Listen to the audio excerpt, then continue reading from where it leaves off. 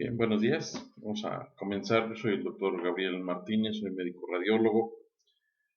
Vamos a abordar una de las patologías más graves que hay en la ginecobstetricia desde el punto de vista de la imagen radiológica, que dada su importancia en el área, en un área donde muchos radiólogos no tienen la suficiente experiencia o hemos dejado de lado para los ginecólogos el estudio de esta enfermedad. Quiero empezar agradeciendo primero que nada al doctor Mario Osorio Valero por la invitación y así como a todo el equipo de imagen diagnóstica y terapéutica de México. Vamos a comenzar hablando de esta enfermedad que puede ser realmente grave, aunque rara, pero que cada vez se empieza a convertir en un problema que tenemos que conocer a profundidad, dadas las potenciales implicaciones del mismo. El acretismo placentario, de una forma muy romántica, podemos verlo como una manifestación de la interdependencia radical que existe entre la madre y el feto, y la necesidad de que ambos se adapten a las necesidades del otro para poder sobrevivir y desarrollarse. No crean que esto me lo inventé, esto es producto de una inteligencia artificial del chat GPT. Los invito a que lo intenten probar, y es una creación bastante filosófica de lo que es el acretismo placentario. Pero bueno, nos sirve de marco para tratar de entender qué es el acretismo placentario. Para todos aquellos que empiezan eh, en la imagenología de la ginecobstetricia, es importante que sepan identificar con claridad los signos, que sepan todos los métodos de imagen que se pueden utilizar, cómo abordar un problema tan severo, cómo entender a los ginecólogos, cómo conocer en qué parte de los eslabones estamos plantados los radiólogos y los imagenólogos en general. Para tal efecto, pues necesitamos conocer con mucha precisión, pues, qué es el acretismo placentario a un nivel ya propiamente científico.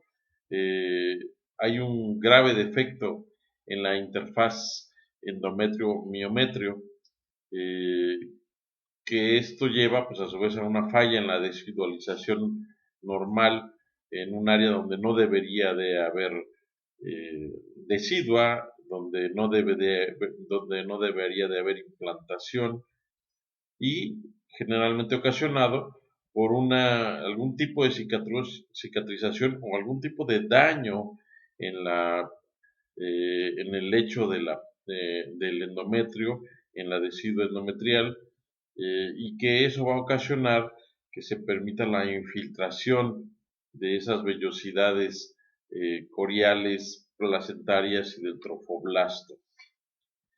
Entonces, para poder entender esto, cómo se da, pues voy a empezar por lo más elemental.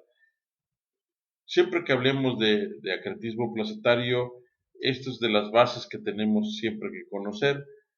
La placenta pues se adhiere a la decidua y hasta ahí se debe de quedar, pero cuando ya hablamos de acretismo, hablemos de tres tipos de penetración de la placenta sobre cuando alcanza el miometrio, cuando penetra completamente la decidua y alcanza el miometrio, eh, cuando no solamente alcanza el miometrio, sino que lo perfora, y cuando sobresale del miometrio alcanza el aceroso o incluso más allá del aceroso.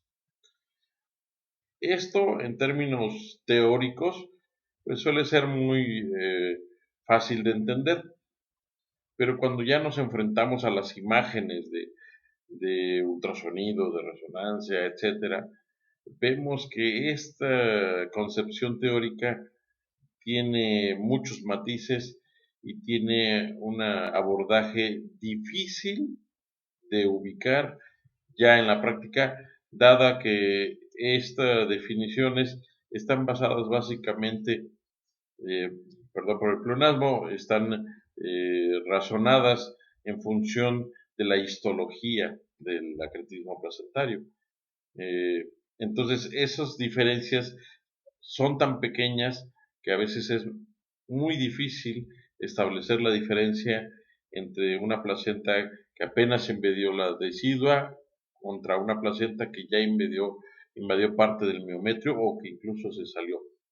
Es por esta razón que pues, la enfermedad como tal de acretismo placentario, que muchos así la nombran para no complicarse, en muchos países, sobre todo de países anglosajones, hablan más bien de un espectro de acretismo placentario, para poder englobar lo que todos conocemos como placenta acreta, increta, hipercreta, que tiene mucho que ver con la definición histológica.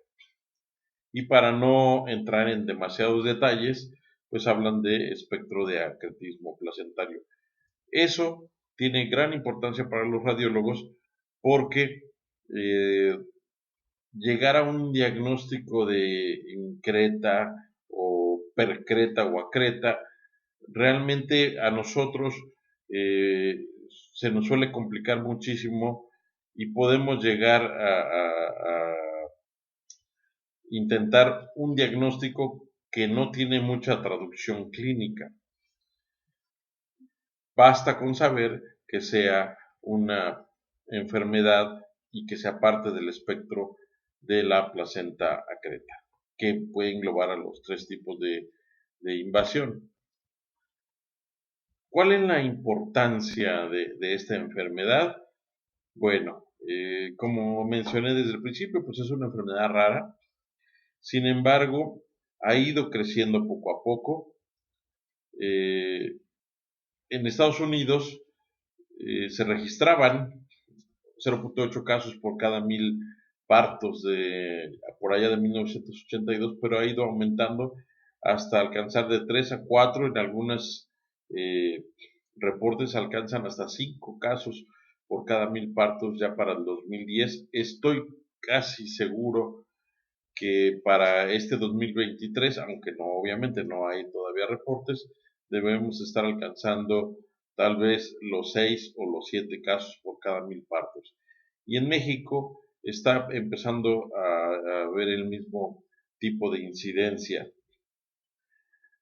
Hace 20 años era una enfermedad muy, muy rara y ha ido incrementándose poco a poco. Y esto tiene mucho que ver con como alguna vez me dijo un paciente, con la epidemia de cesáreas. Ciertamente que nuestro índice de cesáreas ha ido aumentándose conforme pasan los años por diferentes razones y mucho más allá del tema médico. Ahora se le da como en muchos lados como la opción de, bueno, pues si quiere hágase cesárea y nadie dice nada y todos son felices. Pero la verdad es que esta epidemia de cesáreas, que siempre están muy por encima de lo que recomienda la Organización Mundial de la Salud, ha ocasionado que aumenten este tipo de patologías, ¿no? Como el espectro de la placenta creta, con sus correspondientes y severas complicaciones. El 32% de los pacientes con placenta previa pueden presentar acretismo placentario o espectro de placenta creta. Quiere decir que cuando veamos un paciente con placenta previa, tenemos una muy alta posibilidad de que tenga este paciente acretismo placentario, sobre todo si además de la placenta previa, pues cumple con las otras condiciones, que es tener una cesárea previa, que es el principal factor de riesgo. Esta cesárea previa no es el único factor de riesgo y tampoco es exclusivo. La verdad es que casi cualquier cosa que dañe el endometrio o más allá del endometrio podría ser un factor por donde pueda implantarse inadecuadamente el trofoblasto. vamos entonces a tratar de entender cómo es esta implantación. Normalmente tiene que haber, cuando llega el cigoto y se acerca hacia la decidua, hacia el endometrio, ¿no? Eh, pone el sincicio trofoblasto, que es lo que está alrededor, es lo que recubre y empieza a haber una serie de eventos de citocinas y diferentes pinópodos que facilitan la implantación del cigoto, del blastocisto, para ser más precisos, ¿no? Entonces, primero hay una eclosión del blastocisto, después una aposición, gracias a los pinópodos que van acercándose y van atrayendo, y entonces hay esa interacción favorece la producción de citoquinas que van haciendo la proliferación del trofoblasto y del sincicio trofoblasto, que va introduciendo esas vellosidades hacia la decidua endometrial. Esta invasión se da gracias a todas esas interacciones, tanto de las citoquinas con los pinópodos. Sin embargo, cuando hay un daño o cuando no se, el blastocisto se intenta adherir a un endometrio que está dañado, entonces parte de este sincicio trofoblasto pues se adhiere no solamente a la decidua, sino también se puede adherir a la parte dañada del endometrio y entonces empezar a perforar y empezar a formar esta eh, enfermedad que llamamos ahora espectro de la placenta acreta. Veamos entonces cómo es que a través de cualquier daño, de cualquier eh, cosa que ocasione erosión o cicatrización anormal, entonces esa perforación va a hacer que la implantación del trofoblasto sea más allá de la decidua y forma de esta manera es como se forma pues, la placenta creta.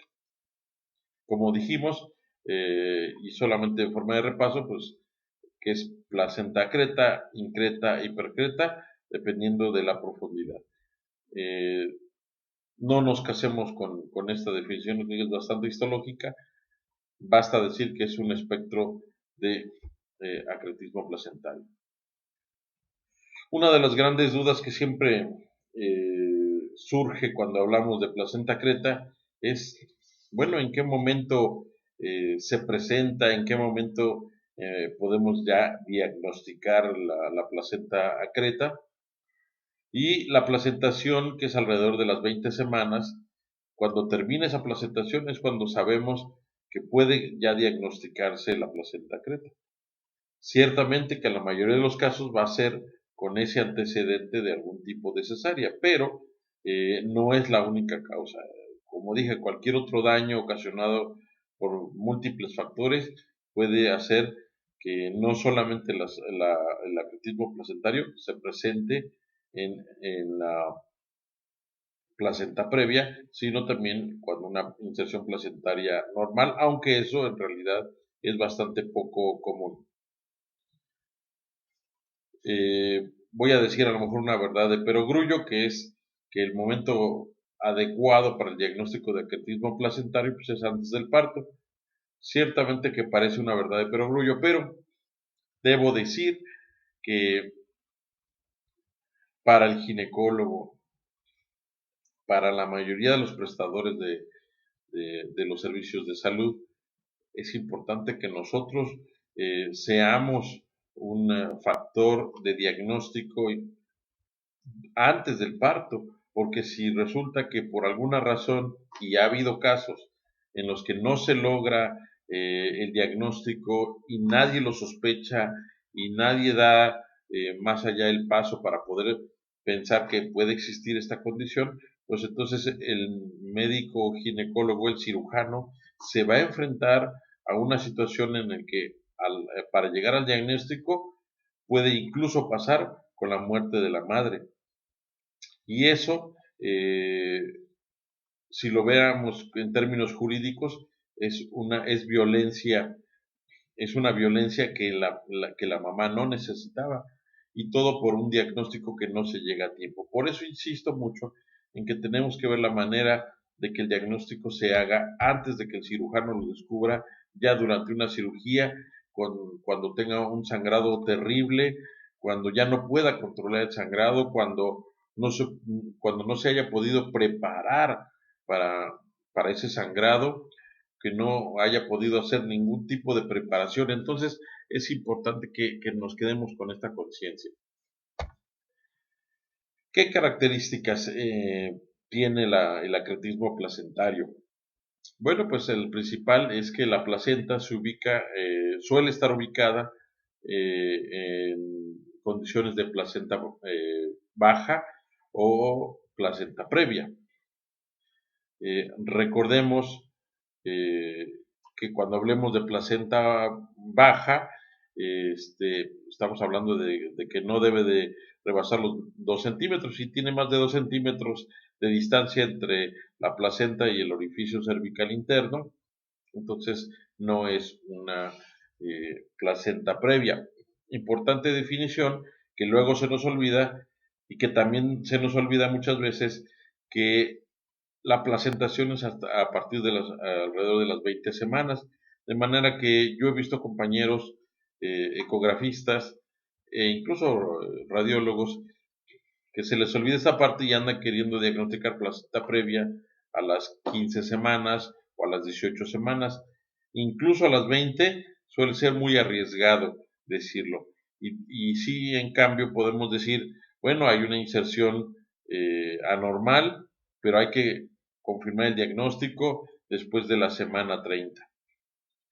Sin embargo, una vez establecidas las 20 semanas y que nosotros tengamos una alta certeza de que existe la placenta previa, es importante que averigüemos, que busquemos algún signo que pueda conllevar el acretismo. Nosotros entre más temprano logremos el diagnóstico, podemos mejorar la calidad de la atención, porque esto va a requerir de una atención de un equipo multidisciplinario. Entonces, número 1, placenta previa. Por ultrasonido, muchos hablan de incremento en la vascularización. Este es uno de los signos cuando vemos esta gran cantidad de vasos que rodean la placenta. Bueno, frecuentemente los vamos a ver, pero cuando estos vasos son muy prominentes, cuando estos vasos arteriales y venosos se notan demasiado, nos tiene que empezar a llamar la atención. Pero, sin embargo, eso no significa que la paciente tenga placenta acreta. Es importante señalar entonces que el incremento de la vascularización solamente se va a presentar como parte de todo el espectro de condiciones que pueden existir en el acretismo placental. Esta otra parte, que es la más significativa, ¿sí? Debo decir que muchos les cuesta muchísimo trabajo encontrar la línea hipoecoica retroplacentaria. Hay un error ahí de redacción. Esa línea hipoecoica retroplacentaria tenemos que tratar de practicar, sobre todo cuando veamos embarazos normales, tratar de siempre identificar esa línea hipoecoica retroplacentaria. A veces se puede hacer muy delgada, y si llegamos a ver demasiada vascularidad, pues podemos pensar que se trata de un acretismo placentario cuando en realidad es un embarazo normal. Entonces, es ir juntando diferentes signos para nosotros sugerir la idea de que se trate de un acretismo, porque en cuanto la sugiramos, entonces habrá que pasar al siguiente nivel para poder avanzar en el diagnóstico. Este diagnóstico de acretismo placentario no se va a lograr con un solo signo, tiene que haber varios. Este es uno de los más importantes. Si nosotros primero aprendimos a identificar la línea hipoecoica retroplacentaria, entonces cuando se pierde esta línea, vamos a tener cada vez mayor grado de certeza de que puede tratarse de un espectro de acretismo placentario. placentario.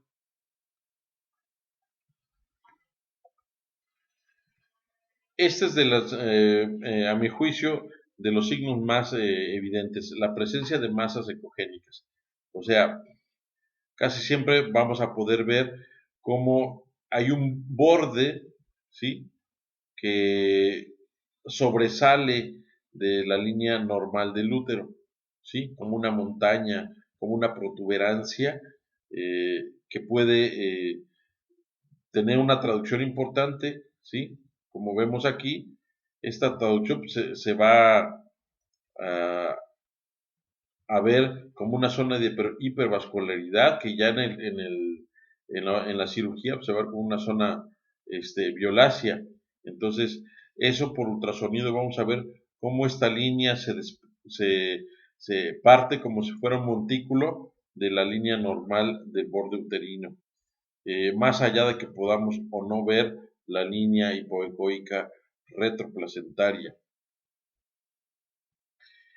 A veces llegamos a ver el adelgazamiento, a veces no, a veces es muy difícil establecerlo, pero cuando lo lleguemos a ver, vamos a identificar perfectamente cómo el patrón ecográfico de la placenta sobrepasa la línea habitual. Incluso ya en casos más extremos, vamos a ver cómo la serosa ecogénica que divide la vejiga del útero puede estar borrada y que el patrón ecográfico invade a esos planos. Por eso decía que es una línea muy fina en donde se hace tan delgado el miometrio que es muy difícil establecer si hay o no ahí miometrio.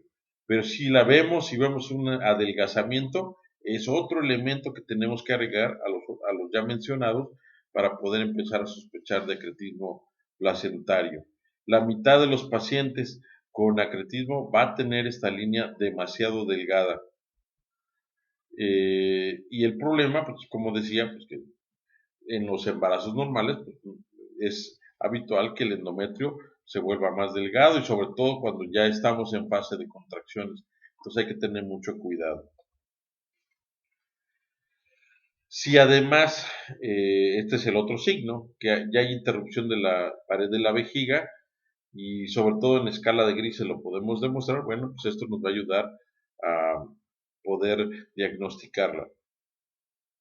A veces podemos cometer el error de poner demasiadas ganancias en el análisis Doppler y simular que los vasos sanguíneos están sobrepasando la serosa. Hay que tener mucho cuidado porque a veces simplemente con el ángulo de isonación del ultrasonido nos puede generar una imagen de un artefacto donde pudiéramos pensar que está invadiendo la serosa y resulta que solamente es una hipervascularidad que puede ser incluso una hipervascularidad de un embarazo normal.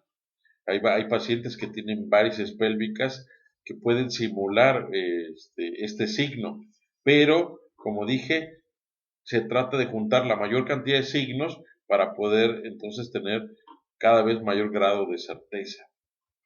Y hay un signo que tiene un reciente aparición, eh, se empezó a describir desde apenas hace poquito tiempo. Hay un artículo que ahorita les voy a mostrar que habla de cómo cuando hacemos compresión, ¿sí?, sobre una parte del útero, podemos ver cómo a la hora que se vuelve a llenar con los vasos sanguíneos, puede ser que logremos distinguir la pared del útero de la placenta, que ese al final de cuentas es el objetivo.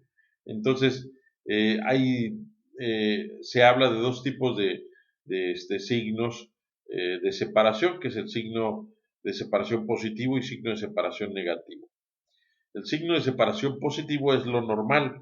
Quiere decir que cuando hagamos la compresión, vamos a dejar comprimido y a la hora de quitar el transductor va a poderse ver la interfaz entre la placenta y el miometrio por el llenado capilar y el llenado de los vasos venosos que por ahí circulan. Y el signo de separación negativo es una de las herramientas que nos puede también llegar a ayudar a pensar que se trata de un acretismo placentario, porque todo se va a mover como, digamos, como en bloque. se los voy a mostrar mejor en video para que vean la diferencia. Esto sería lo normal, el signo del bloque positivo.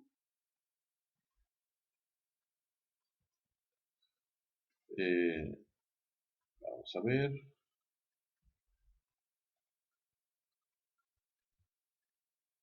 Ahí está. Vean cómo se hace la compresión y aquí hay un llenado, ¿sí? Y hay una diferenciación, se puede ver muy bien. Ahí se está comprimiendo y al soltar, vean cómo aquí se mueve un poco las estructuras vasculares, se mueve toda se puede lograr ver la diferencia entre placenta. Por eso, cuando hagamos estudios obstétricos que estemos pensando en placenta previa y en esta entidad, tenemos que hacer este signo de separación para tratar de identificar si no estamos haciendo demasiada compresión y que estemos adelgazando artificialmente el miometrio. Y al hacer esto nos permite ver este signo y poder decir que aquí no hay nada malo. Cuando se mueve en bloque es cuando podemos sospechar de cretismo placentario. Vean ustedes cómo en esta zona se hace la compresión, pero todo se queda como en bloque. No hay esos ecos que se mueven alrededor de la placenta. Ahí está. Entonces, vean cómo todo se queda en esta zona. Podemos ya con este signo ayudarnos a diferenciar placenta de miometrio. Entonces aquí vemos cómo se mueve en bloque, cómo no hay un flujo habitual vascular aquí después de la compresión, que sería lo esperado, y entonces podemos asumir que este es un signo de separación negativo y podemos incluirlo a nuestra lista de posibles elementos que nos pueden configurar un espectro de acretismo placentario. Este signo es bastante nuevo, lo pueden consultar aquí en esta revista. Si se fijan, es apenas de junio del 2022 en el Ultrasound Obstetric Gynecology. Les recomiendo que lo revisen si es que no están familiarizados con este signo, que es relativamente poco. Estoy seguro que muchos lo habían practicado, pero pues no lo habían puesto, digamos, en un artículo científico, pero pues vale la pena que lo conozcamos y sobre todo que lo practiquemos para tratar de identificar esta separación entre la placenta y la pared uterina. Entonces, como dije, pues la mayoría de los casos van a estar asociados a placenta previa, pero no olvidar estos casos poco comunes en donde el, la placenta previa puede llegar a no estar asociada necesariamente a placenta previa. Pues cuidado con esas placentas acretas que no pudieran estar asociadas a placenta previa. Hay algunos artículos en la literatura que hablan justamente de un diagnóstico bastante temprano. Nos puede ayudar este tipo de signos de los que acabamos de hablar para pensar, cuando menos, la posibilidad de que hubiera un acretismo placentario sin placenta previa. Ojo con esto, porque puede pasar que ustedes en el ámbito ya de la discusión con los ginecólogos, haya alguien que les diga, no existe el acretismo placentario sin placenta previa. Sí existe. Hay varios artículos que describen el acretismo placentario sin placenta previa. Pero, por suerte, bueno, mal dicho, desafortunadamente, o afortunadamente, la mayoría de los casos lo primero que nos va a orientar hacia la sospecha de acretismo placentario va a ser la presencia de placenta previa con antecedente de cesáreas previas. A mayor cantidad de cesáreas, digamos que ya tenemos un paciente con cesárea iterativa y le vemos placenta previa, tratemos siempre de buscar acretismo placentario porque vamos a tener un alto porcentaje. Acuérdense lo que dijimos, ¿eh? Casi un 25% de las placentas previas puede acompañarse de acretismo placentario.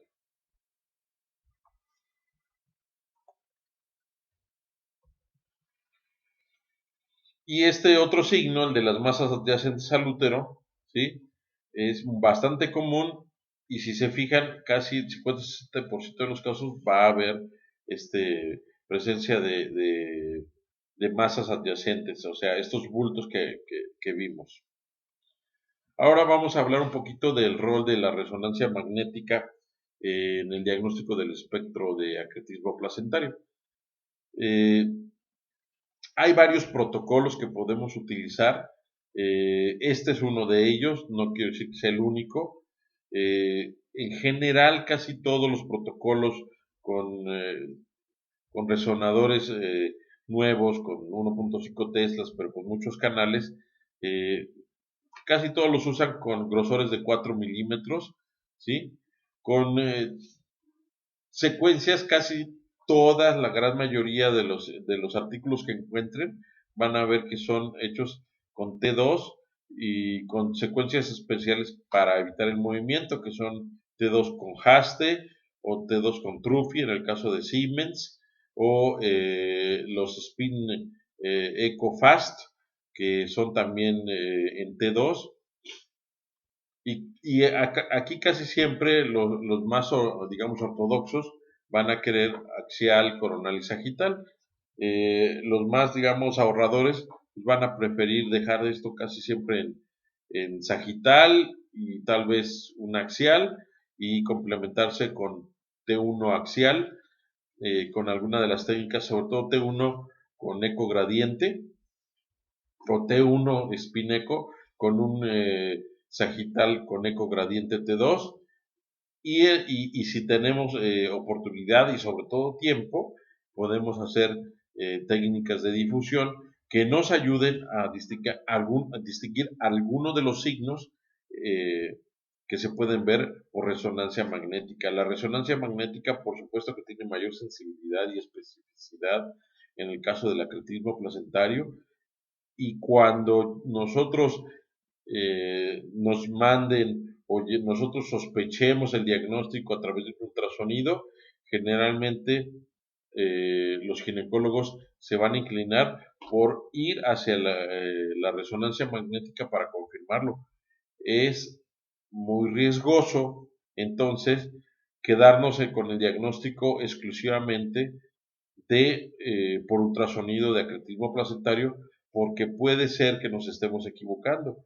Un porcentaje eh, relativamente no tan bajo puede simular un acretismo placentario por ultrasonido, sobre todo aquellos casos donde vemos ya que es un embarazo avanzado, normalmente vamos a ver un miometrio adelgazado con varices pelvianas, va a ser muy difícil el diagnóstico, entonces, pero lo podemos sospechar, y si vemos por ahí un bulto, si vemos mucha vascularidad retroplacentaria, si vemos como que está muy adelgazado, como el miometrio, como que ya no vemos la interfaz correctamente, bueno, entonces se vale que nosotros lo pongamos como sospecha diagnóstica, pero siempre en espera de la resonancia magnética. Y de la resonancia magnética, pues como dije, hay varias técnicas. Eh, Incluso hay algunos artículos que hablan de un score de diferentes signos para poder establecer la posibilidad de que exista acretismo placentario. De manera que aunque algunos signos son muy patognomónicos, no siempre tampoco se va a llegar al diagnóstico con una certeza del 100%. A lo mejor vamos a tener certezas del 90%, del 95%, pero no siempre vamos a lograr tener certezas del 100%, porque también pasa lo mismo con el ultrasonido. Eh, el acretismo tiene mucho que ver ese diagnóstico con la histología y la resolución espacial se vuelve en este caso sumamente importante. Habrá casos con bastante facilidad podamos decir, bueno, obviamente aquí la placenta ya sobrepasó la serosa, está invadiendo y aparte vemos los signos clínicos, ¿no? Vemos pacientes que ya tienen hematuria, que ya tienen mucho dolor, que ya tienen sangrado. Bueno, pues esos pacientes hay que avisarle al ginecólogo que es muy seguramente con un alto grado de certeza se va a tratar de un acretismo placentario.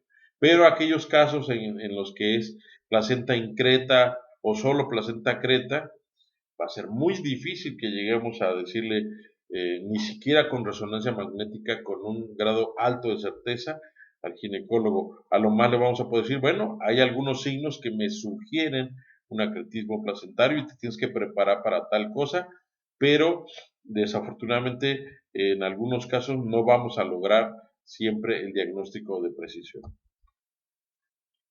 Estas son los signos que vamos a ver por resonancia magnética y que si se fijan pues se van a parecer mucho a los signos por ultrasonido, salvo una que otra diferencia. Las anomalías de la inserción placentaria pues, o sea, vamos a ver también por ultrasonido, pero los vamos a probar con mayor precisión por resonancia. Pérdida de la zona hipointensa retroplacentaria, que también es muy parecido al ultrasonido.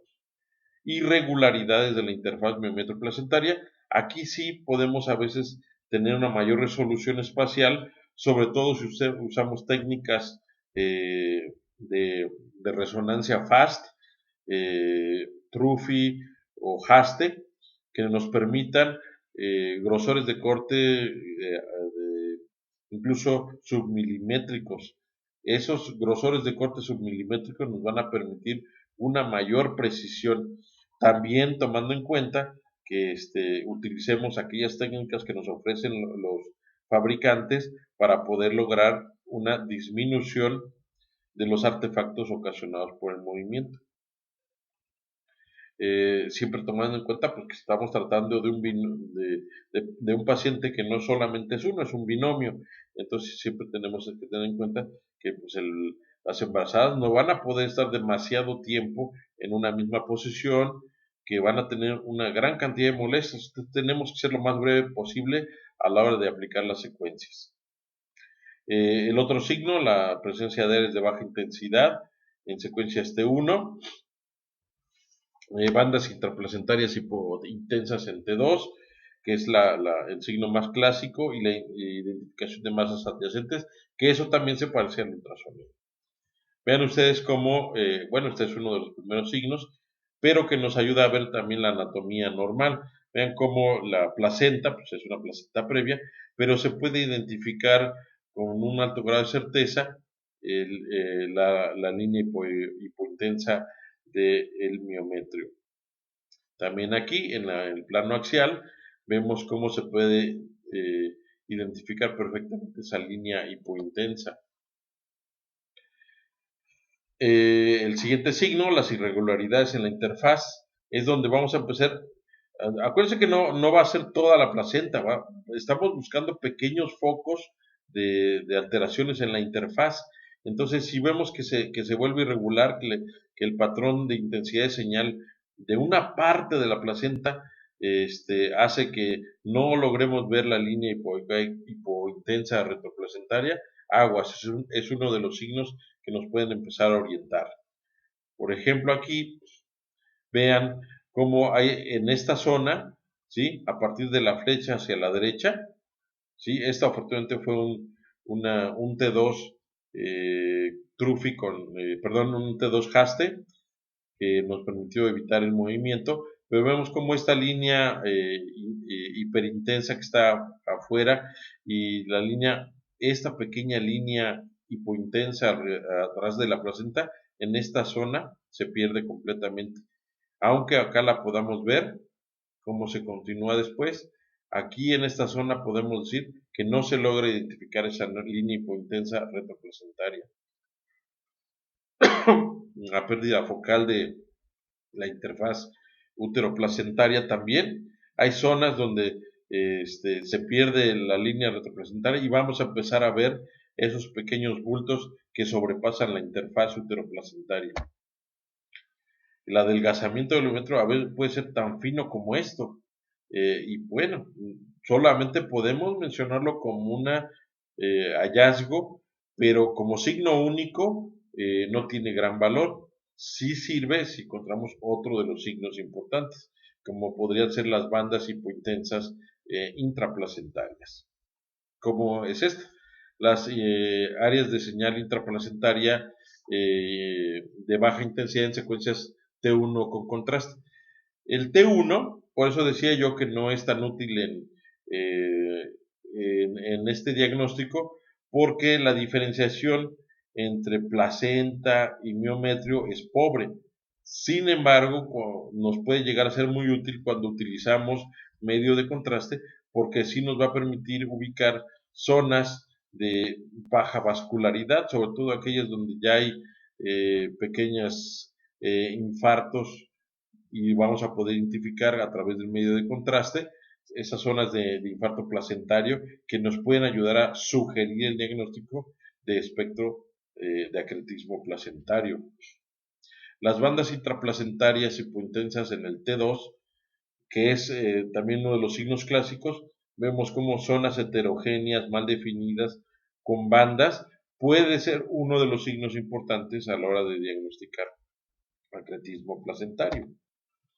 Veamos esta zona, esta es una banda bastante gruesa, una banda hipointensa en un T2 haste. En este otro paciente también tenemos un T2, este es un T2 Trufi, que vemos estas zonas hipointensas dentro del espesor de la placenta. Entonces, no solamente es fijarse en la interfaz útero-placentaria, sino en el patrón de intensidad de señal de la placenta, del espesor del parénquima placentario. Y bueno, por supuesto que igual que en el ultrasonido nos tendremos que fijar si existen masas que protruyen por fuera de la línea habitual del útero, porque también va a ser uno de los signos. Entonces, si vemos esta pequeña protrusión, pero no vemos todos los demás signos, bueno, hay que tomarlo con reserva. Pero si vemos este signo de las masas adyacentes y vean ustedes cómo ya en el quirófano, cómo se ve esa masa adyacente. Como es una zona de pared uterina que está debilitada, pues a través del miometrio tan adelgazado podemos empezar a ver parte de los cotiledones. Es aquí justamente donde vemos estas protuberancias que se pueden ver ya a la hora del quirófano como una transparencia de los propios cotiledones placentarios. Entonces decía yo que cada uno de estos signos tiene un valor específico que ya se ha cuantificado más o menos con una sensibilidad diferente para cada uno de los signos. El que se menciona como uno de los más clásicos es el adelgazamiento del miometrio, que tiene una gran sensibilidad, así como la pérdida de la interfaz. De hecho, pues es lo primero que vamos a buscar cuando hacemos resonancia magnética para buscar acretismo placentario.